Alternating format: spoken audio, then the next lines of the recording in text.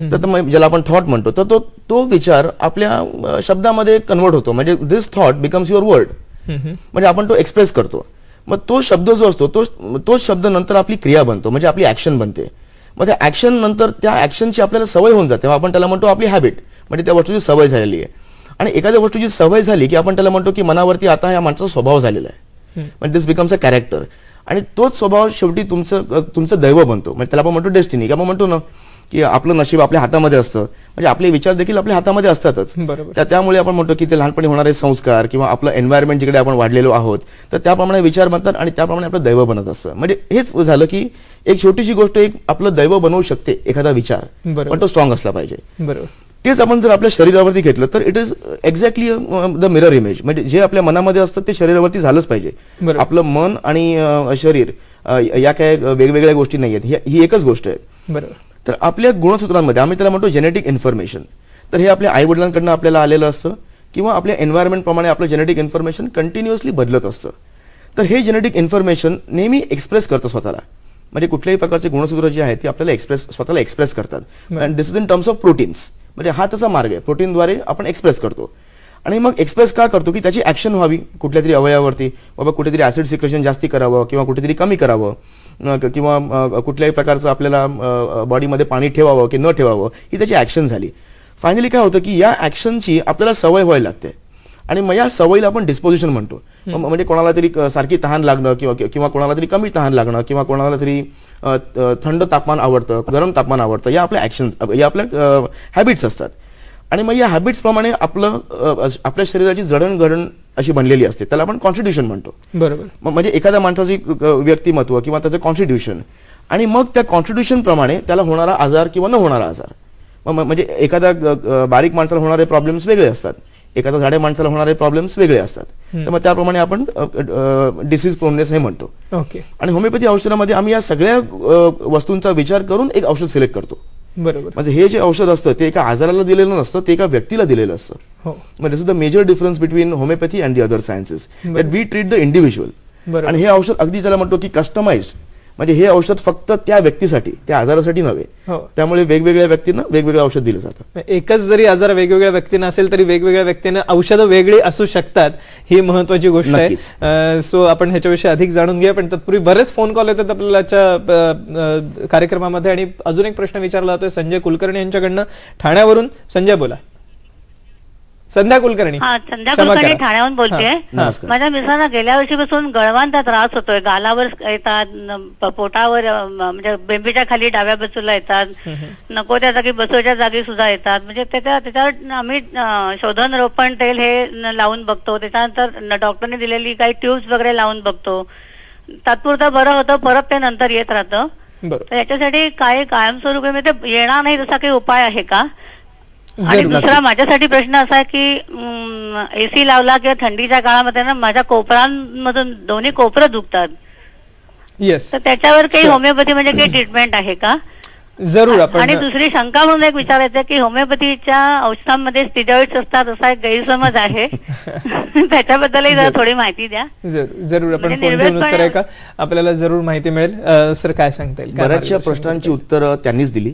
म्हणजे मी उलट सुरुवात करतो. त्यांनी पहिलं म्हटलं की होमिओपॅथीच्या औषधांमध्ये स्टिरॉइड असतात असा गैरसमज आहे. मग तो गैरसमज असेल तर मग मला काय तो करेक्ट करायची गरज नाहीये. कारण होमिओपॅथी हे कम्प्लिटली वेगळं शास्त्र आहे. स्टिरॉइड्स देऊन जर मोठे मोठे आजार बरे झाले असते तर मग ते ॲलोपॅथी डॉक्टरनी केले नसते का मॅडम? बरोबर आहे. सोपा प्रश्न. स्टिरॉइड देऊन असे आजार होमिओपॅथीमध्ये डेफिनेटली कोणीही वापरत नसतो आणि हा अगदी एक गैरसमज आहे. त्यांनी दुसरा प्रश्न विचारला की त्यांना रिकरंट बॉइल्स, म्हणजे त्यांना गळू त्यांनी जे म्हटलं, तर बेसिकली गळू म्हणजे कसं आहे की हे एक स्टॅफायलोकोकल इन्फेक्शन आहे. म्हणजे हा एक जंतू आहे, हा एक बॅक्टेरिया आहे.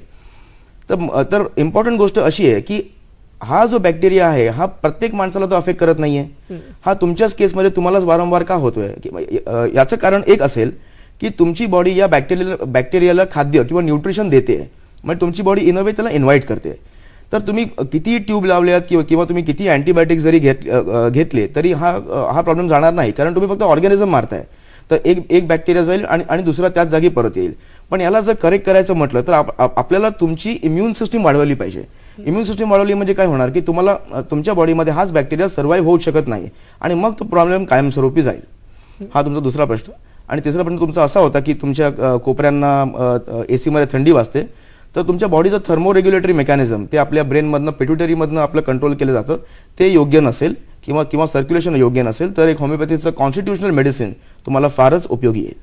जरूर. मला वाटतं एक मोलाचा सल्ला दिलेला आहे डॉक्टर श्रीपाद खेडेकर यांनी आपल्याला. आपण थोडंसं पुढे जाऊन बघणार आहोत. आपण वेगवेगळ्या प्रकारच्या असाध्य रोगांविषयी आता चर्चा करत होतो, पण आज भारतापुरता आपल्याला विचार करायचा झाला तर मगाशी मी म्हटल्याप्रमाणे डायबिटीस किंवा मधुमेह ही सर्व रोगांची म्हणूया आपण राजधानी, की आपण भारत ही राजधानी बनणार आहे मधुमेहाची 2020 साली. पण मधुमेहामुळे होणारी जी कॉम्प्लिकेशन्स आहेत ती इतक्या प्रकारची आहेत की त्याच्यावरती आज उपचार मिळवणं अतिशय आवश्यक झालेलं आहे आणि होमिओपॅथीकडे एक आशेचं करेण म्हणून बघितलं जाते. त्याच्या तत्पूर्वी थोडंसं होमिओपॅथीच्या आपण टेक्निक विषयी बोलत होतो, वेगवेगळ्या प्रकारे कशा रीतीने होमिओपॅथी काम करते, काय सांगता येईल सर? हे बघा, होमिओपॅथी सर्वात महत्वाचं म्हणजे तुमच्या शरीराला उत्तेजित करतं स्वतःला बरं करायला. तर आपल्याला हे समजलं पाहिजे की आपलं हे शरीर जे आहे हे आपल्या गुणसूत्रांमुळे बनलेलं आहे अख्खं. म्हणजे आपल्या शरीरामध्ये 300 कोटी पेशी असतात. तर या 300 कोटी पेशी या सगळ्या एका पेशीपासून झालेल्या 300 कोटी असतात.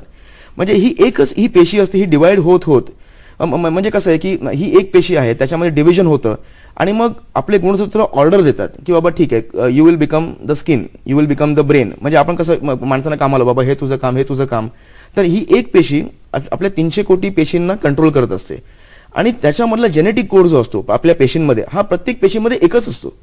म्हणजे आपल्या केसामध्ये किंवा आपल्या ब्रेनमध्ये हा जो जेनेटिक कोड आहे हा काय भिन्न नाहीये. तर हे सगळे कोड एकच असतात. म्हणजे तुम्ही एका कोडला जर बरं केलं तर आपलं अख्खं शरीर कंटिन्युअसली बरं होत जातं. तर आपल्याला एक बघायचं की शरीर स्वतःला जेव्हा बरं करतं, म्हणजे स्वतःला जेव्हा डिफेंड करतं, म्हणजे एक्झॅक्टली काय करतं.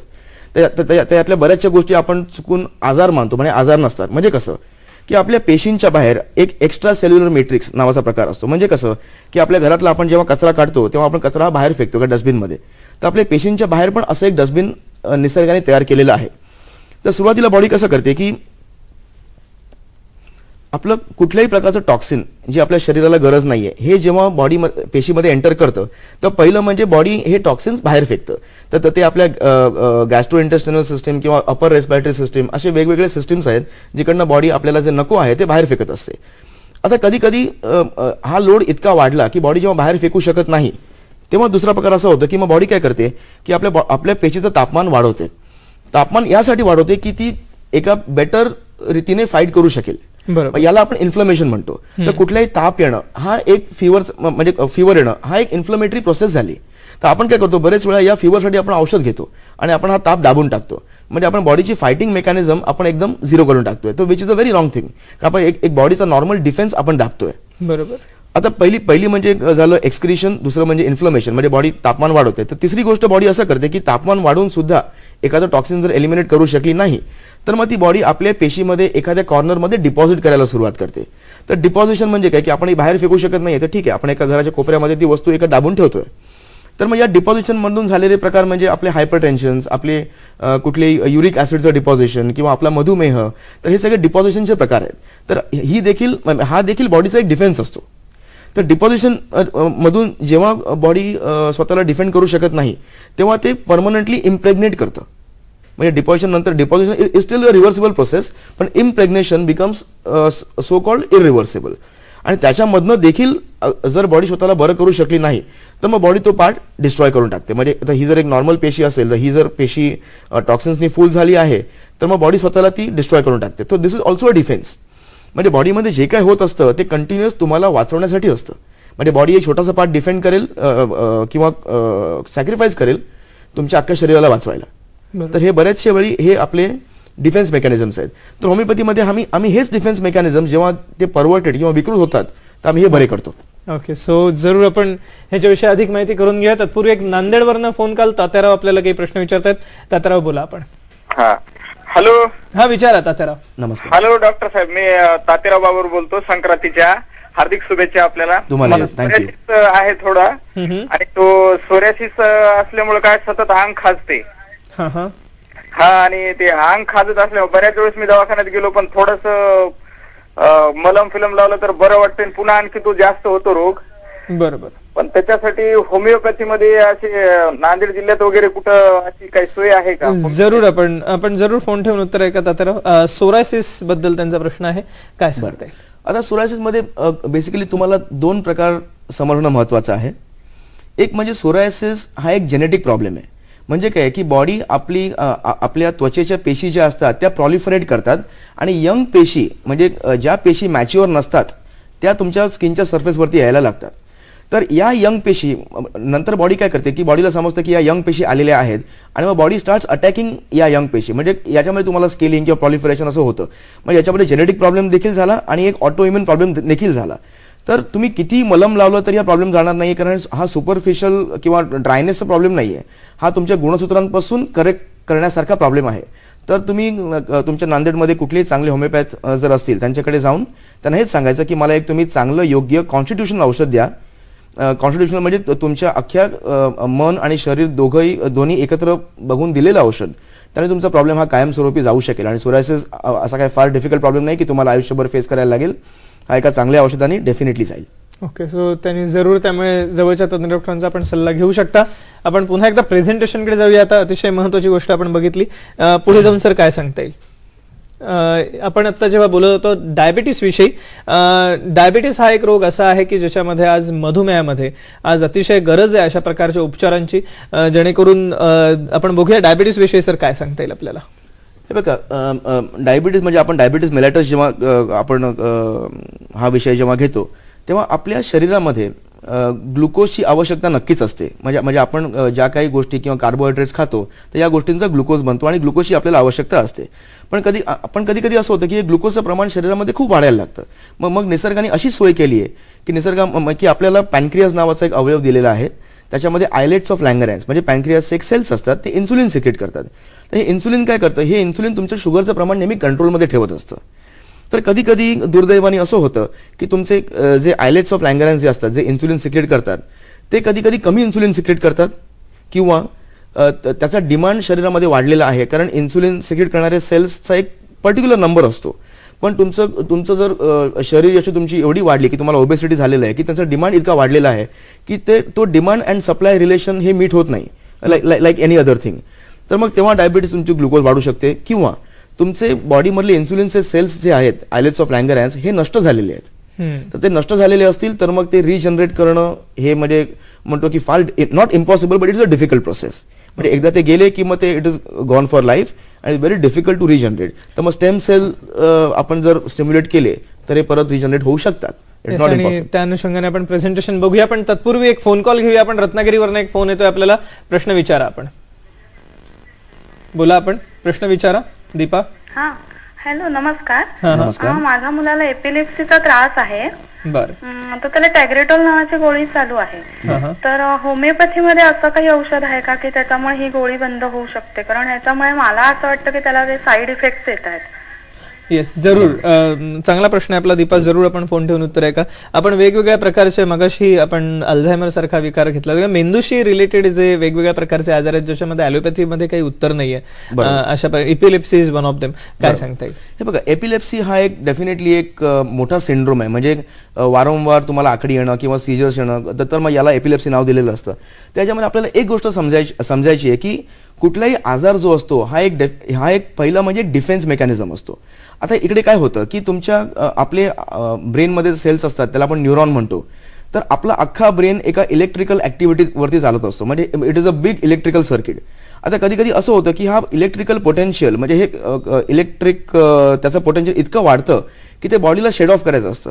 आणि जर बॉडीने ते इलेक्ट्रिकल पोटेन्शियल जर ते बाहेर फेकून नाही दिलं तर मग आपले brain cells actually they can destroy themselves. तर म्हणून सीजर येणं हा एक डिफेन्स मेकॅनिझम आहे. आता टेग्रेटॉल वगैरे ही जी औषधं असतात म्हणजे सोडियम व्हॅल्प्रोएटचा जो कंटेंट आहे याच्यामध्ये काय केलं जातं की तुमच्या मेंदूला झोपवलं जातं. म्हणजे दे ऍक्च्युली सप्रेस युअर डिफेन्स. तर हे तुम्ही जोपर्यंत घ्याल तोपर्यंत तुम्हाला आकडी येणार नाही, पण त्याचे साईड इफेक्ट्स अगदी सिरियस असतात. म्हणजे मेंटल रिटार्डेशन सारखे पण गोष्टी याच्यामध्ये येऊ शकतात. तर तुम्हाला हेच बघायचं आहे की होमिओपॅथी औषधांनी हा इलेक्ट्रिकल पोटेन्शियल वाढू नये असं औषध द्यायचं असतं. आणि याच्यासाठी परत तुमची प्रकृती समजून हे औषध देऊ शकतो. म्हणजे त्याचा इफेक्ट हा सीजर झाला तर तो आपण अटॅक न